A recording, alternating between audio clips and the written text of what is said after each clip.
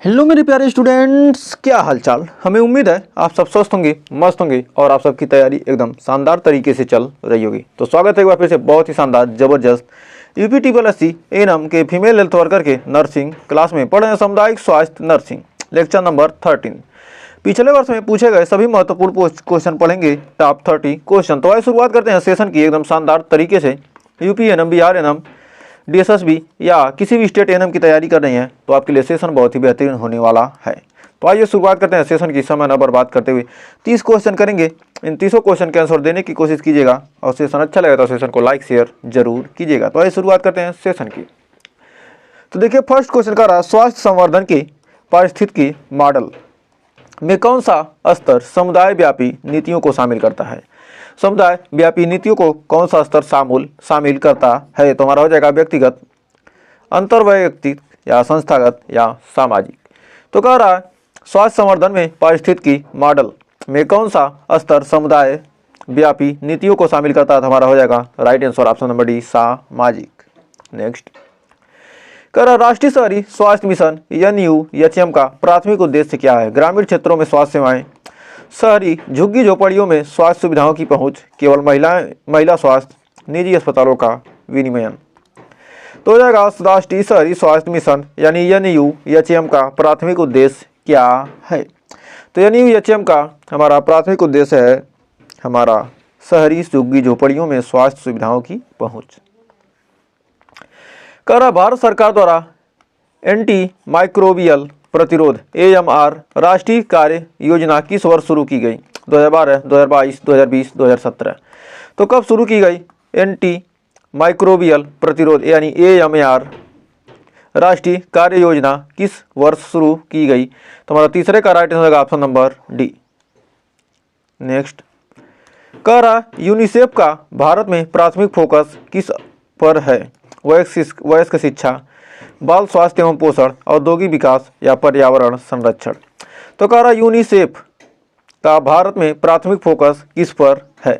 तो यूनिसेफ का भारत में प्राथमिक फोकस किस पर है। तो हमारा चौथे का राइट आंसर होगा ऑप्शन नंबर बी, बाल स्वास्थ्य एवं पोषण।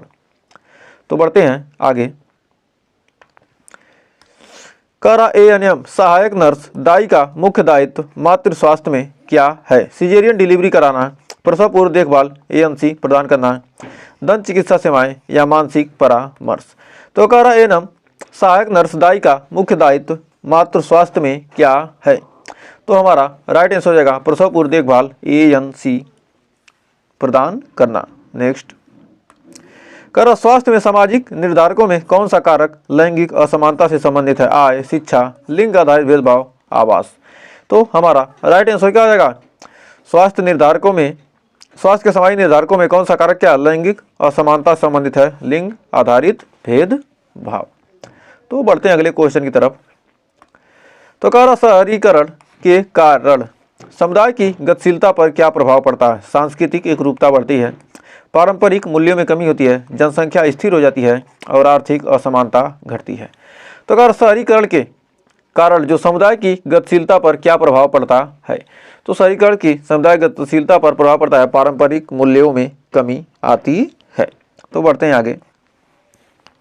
कह रहा डेल्फी तकनीक का उपयोग मुख्य रूप से किस में किया जाता है। सामुदायिक आवश्यकता आकलन में, रक्त परीक्षण में, शल्य चिकित्सा प्रशिक्षण में और दवा निर्माण में।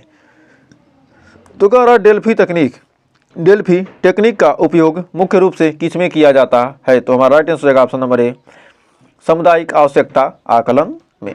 नेक्स्ट करा परामर्श में प्रेरक साक्षात्कार का उद्देश्य क्या है। रोगी को दवा देना, व्यवहार परिवर्तन के लिए प्रेरित करना, शारीरिक जांच करना, आहार चार्ट बनाना। तो करा परामर्श में प्रेरक साक्षात्कार का उद्देश्य क्या है। तो प्रेरक साक्षात्कार का उद्देश्य हमारा क्या है, ऑप्शन नंबर बी हो जाएगा, व्यवहार परिवर्तन के लिए प्रेरित करता है। तो बढ़ते हैं आगे। कर समुदाय आधारित पुनर्वास में आजीविका किस घटक से संबंधित है। स्वास्थ्य, शिक्षा, सामाजिक, आर्थिक। तो कर समुदाय आधारित पुनर्वास में यानी CBR में जो आजीविका है किस घटक से संबंधित है। तो हमारा 10वें का हो जाएगा ऑप्शन नंबर डी, आर्थिक। तो बढ़ते हैं आगे। कह रहा प्रधानमंत्री स्वास्थ्य सुरक्षा योजना PMSSY का मुख्य उद्देश्य क्या है? ग्रामीण स्वास्थ्य केंद्रों का उन्नयन, शहरी अस्पतालों का विस्तार, एम्स जैसे संस्थानों की स्थापना या टीकाकरण दर बढ़ाना। तो कह रहा प्रधानमंत्री स्वास्थ्य सुरक्षा योजना का मुख्य उद्देश्य क्या है? तो हमारा हो जाएगा ऑप्शन नंबर सी, एम्स जैसे संस्थानों की स्थापना। तो बढ़ते हैं आगे। कह रहा है विश्व बैंक द्वारा समर्थित स्वास्थ्य प्रणाली सुदृढ़ीकरण परियोजना किस राज्य में लागू की गई? उत्तर प्रदेश, केरल, महाराष्ट्र, बिहार। तो कह रहा विश्व बैंक द्वारा समर्थित स्वास्थ्य प्रणाली सुदृढ़ीकरण परियोजना किस राज्य में लागू की गई? तो हमारा ऑप्शन नंबर ए हो जाएगा उत्तर प्रदेश। नेक्स्ट। कह रहा NRHM के तहत आशा कार्यकर्ता को प्रोत्साहन राशि किस सेवा के लिए मिलती है? संस्थागत प्रसव कराने पर, टीकाकरण पर, कुपोषण की रिपोर्टिंग पर, स्वच्छता अभियान चलाने पर। तो कह रहा NRHM के तहत आशा कार्यकर्ता को प्रोत्साहन राशि किस सेवा के लिए मिलती है? तो हमारा 13 का हो जाएगा ऑप्शन नंबर ए, संस्थागत प्रसव कराने पर। नेक्स्ट। कह रहा समुदाय की संरचना में सांस्कृतिक प्रथाएं किससे प्रभावित होती हैं? जलवायु से, धर्म एवं परंपराएं से, आर्थिक नीतियां, राजनीतिक दल। तो कह रहा समुदाय की संरचना में जो सांस्कृतिक प्रथाएं हैं किससे प्रभावित होती हैं? तो हमारा किससे प्रभावित होती हैं जो सांस्कृतिक प्रथाएं हैं? हमारा हो जाएगा धर्म और परंपराएं से। नेक्स्ट। कह रहा जनसांख्यिकी संक्रमण सिद्धांत डेमोग्राफिक ट्रांजिशन थियरी के किस चरण में जन्म व मृत्यु दर उच्च होती है? द्वितीय चरण, तृतीय चरण, चतुर्थ चरण, प्रथम चरण। तो कह रहा जनसांख्यिकी संक्रमण सिद्धांत के किस चरण में जन्म व मृत्यु दर अधिक होती है? तो हमारा हो जाएगा प्रथम चरण में। नेक्स्ट। कह रहा स्वास्थ्य शिक्षा में हेल्थ बिलीफ मॉडल किस पर केंद्रित है? व्यक्ति के रोग ग्रहणशीलता की धारणा, आहार योजना, शारीरिक व्यायाम, दवा, अनुपालन। तो कह रहा स्वास्थ्य शिक्षा में हेल्थ बिफील मॉडल किस पर केंद्रित है? हमारा ऑप्शन नंबर ए हो जाएगा व्यक्ति के रोग ग्रहणशीलता की धारणा। तो बढ़ते हैं आगे। कह रहा राष्ट्रीय जनजातीय स्वास्थ्य कार्यक्रम का लक्ष्य किस समूह को लाभ पहुंचाना है? शहरी गरीब, आदिवासी समुदाय, महिला किसान, शरणार्थी। तो कह रहा राष्ट्रीय जनजातीय स्वास्थ्य कार्यक्रम का लक्ष्य किस समूह को लाभ पहुंचाना है? तो हमारा 17 का हो जाएगा ऑप्शन नंबर बी, आदिवासी समुदाय को। तो बढ़ते हैं अगले क्वेश्चन की तरफ। कह रहा रोग निगरानी से के किस चरण में प्रकोप की पुष्टि की जाती है? पहचान, मूल्यांकन, प्रतिक्रिया, जांच। तो कह रहा रोग निगरानी के किस चरण में प्रकोप की पुष्टि की जाती है? तो हमारा हो जाएगा ऑप्शन नंबर डी, जांच। जांच के द्वारा क्या रोग की निगरानी की जाती है। नेक्स्ट। मानसिक स्वास्थ्य देखभाल अधिनियम 2017 किससे संबंधित है? मानसिक रोगियों के अधिकार, अस्पतालों का निर्माण, दवा की कीमतें नियंत्रित करना और टीकाकरण अनिवार्य करना। तो हमारा कह रहा मानसिक स्वास्थ्य देखभाल अधिनियम 2017 किससे संबंधित है? तो हमारा 19 का हो जाएगा ऑप्शन नंबर ए, मानसिक रोगियों के अधिकार से। पढ़ते हैं आगे। कह रहा मोबाइल हेल्थ यूनिट का प्राथमिक उद्देश्य क्या है? दवा निर्माण, शहरी अस्पतालों का विस्तार, दूरस्थ क्षेत्रों में स्वास्थ्य सेवाएं पहुंचाना, स्वास्थ्य बीमा बेचना। तो कह रहा मोबाइल हेल्थ यूनिट का प्राथमिक उद्देश्य क्या है? तो मोबाइल हेल्थ यूनिट का प्राथमिक उद्देश्य हमारा क्या है? तो हमारा हो जाएगा ऑप्शन नंबर सी, दूरस्थ क्षेत्रों में स्वास्थ्य सेवाएं पहुंचाना। तो बढ़ते हैं आगे। कह रहा राष्ट्रीय स्वास्थ्य नीति 2017 के अनुसार 2025 तक डॉक्टर जनसंख्या अनुपात का लक्ष्य क्या है? 1/1000, 1/500, 1/3000 या 1/1500। तो कह रहा वन मतलब एक मरीज, एक डॉक्टर पर कितने? 1000 मरीज।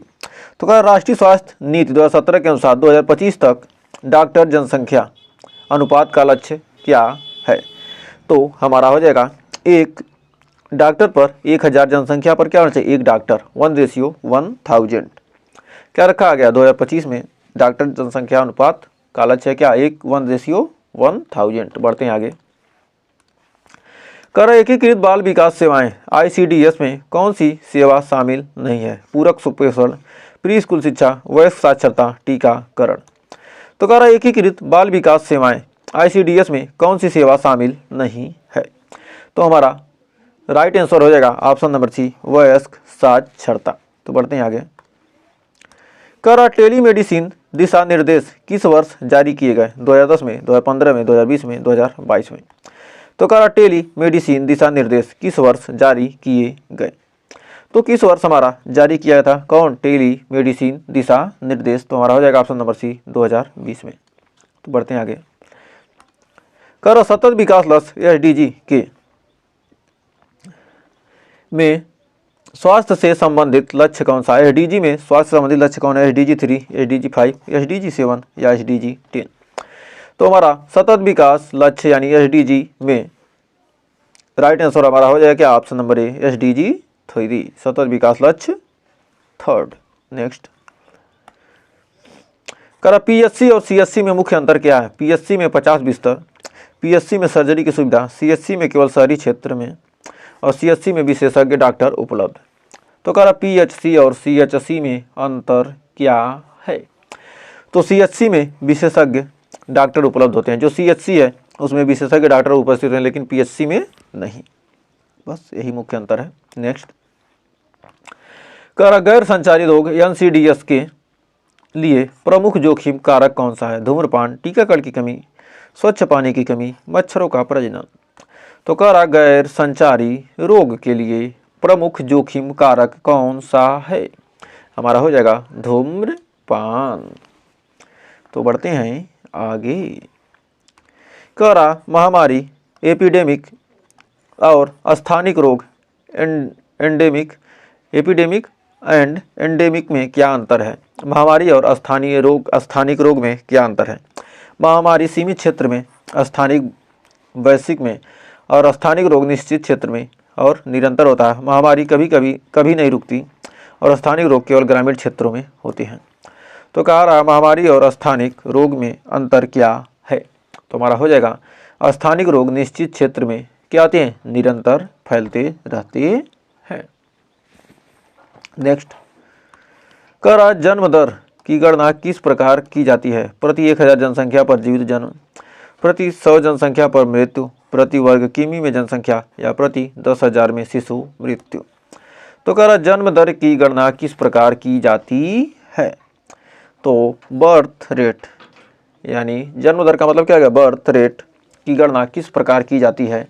तो हमारा हो जाएगा ऑप्शन नंबर ए प्रति 1000 पर जीवित जन्म, मतलब 1000 लोगों में कितने बच्चे जीवित जन्म लिया, उनकी गणना क्या करती है? जन्म दर कहलाती है। तो बढ़ते हैं आगे। कर आपदा प्रबंधन में ट्राई एज का क्या अर्थ है? रोगियों की गंभीरता के आधार पर वर्गीकृत करना, दवाओं का भंडारण, स्वास्थ्य शिविर आयोजित करना और खाद्य वितरण। तो कर आपदा प्रबंधन में ट्राई एज का क्या अर्थ है? तो ट्राई एज का क्या अर्थ है? ऑप्शन नंबर ए रोगियों की गंभीरता के आधार पर वर्गीकृत करना। तो बढ़ते हैं आज के लास्ट क्वेश्चन की तरफ। तो क्या कर रहा है? बायोमेडिकल वेस्ट प्रबंधन नियम किस वर्ष अधिसूचित किए गए? 1998 में, 2008 में, 2016 में, 2020 में। तो कह रहा बायोमेडिकल वेस्ट प्रबंधन नियम किस वर्ष अधिसूचित किए गए? तो ऑप्शन नंबर सी हो जाएगा हमारा सही। तो हमें उम्मीद है यहाँ तक आपको कोई डाउट नहीं होगा और 30 क्वेश्चन किए हैं और 30 क्वेश्चन अच्छे से क्लियर हो गए होंगे। तो 30 में आपने कितने सही किए हमें कमेंट में ज़रूर बताइएगा। सेशन अच्छा लगा तो सेशन को लाइक कीजिए और शेयर कीजिए और चैनल को अभी तक सब्सक्राइब नहीं किया तो सब्सक्राइब कर लीजिए, क्योंकि 30% लोगों ने क्या किया? सब्सक्राइब किया है, बाकी 70% लोग आखिर में सब्सक्राइब क्यों नहीं कर रहे हैं? कंटेंट पसंद नहीं आ रहा, सेशन अच्छा नहीं लग रहा। तो ये सब चीज़ें क्या कीजिए, हमें कमेंट में बताइए कि हम ये कमी है। तो कमी को भी क्या कर सकते हैं आप हमें कमेंट में बता सकते हैं। कमी को कमेंट में बताइए और कोई भी सुझाव हो तो हमें क्या कर सकते हैं? सुझाव क्या कीजिए? कमेंट बॉक्स में दे सकते हैं। कोई भी चीज़ चाहिए आपको, कोई भी कंटेंट, किसी भी टॉपिक पर वीडियो चाहिए तो कमेंट कीजिए, उस टॉपिक पर वीडियो आपको ज़रूर दिया जाएगा। कोई भी डाउट हो कमेंट कीजिए। अगर नहीं डाउट है, सब कुछ पसंद है तो लाइक तो कर सकते हैं, शेयर कर सकते हैं, सब्सक्राइब कर सकते हैं, क्योंकि लाइक शेयर सब्सक्राइब पर 1 भी रुपये खर्च होने वाला नहीं है। तो ऐसे ही वीडियो देखने के लिए हमारे प्लेलिस्ट में विजिट करके आप बहुत सारे कंटेंट देख सकते हैं। तो आज के लिए बस इतना ही, मिलेंगे नेक्स्ट वीडियो में, तब तक के लिए टेक केयर।